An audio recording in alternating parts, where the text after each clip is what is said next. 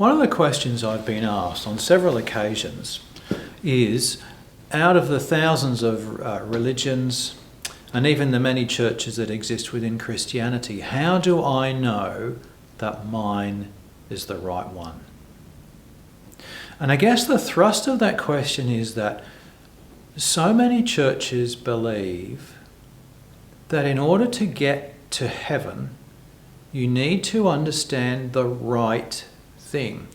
And by implication, the right thing is exactly what I believe. Now, of course, there are many people in the world, and we all believe subtly different things. Even within one church, different members will have different understandings of different key principles. Some churches allow discussion and debate on those, some churches do not.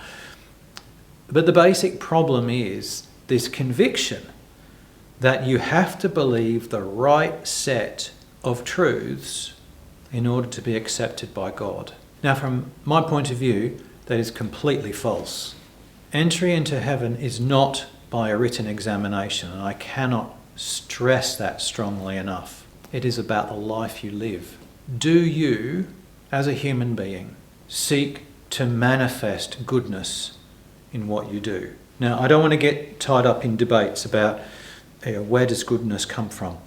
I believe goodness very strongly comes from the divine.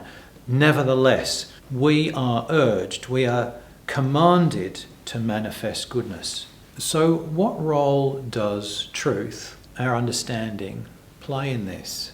Well, our understanding leads us to behave in particular ways. Our understanding tells us what good is, that we might do it. One of the key principles in Swedenborg's work is an idea he calls accommodation. Accommodation recognizes that truth, absolute truth, is not something that's available to individual humans. Nevertheless, there is something of value and something which is true in that limited grasp.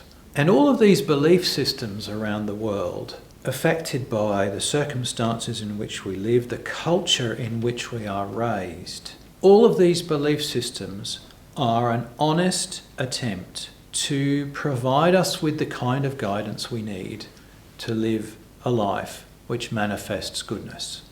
So Swedenborg's understanding accepts the variety of religious belief and religious expression as necessary for the people who adhere to that religion. So it's not a competition. It's not about, have I got the best religion? Have I got the best set of beliefs? It's about, do I have a religion which guides me to live in the best way possible? And it's a personal thing.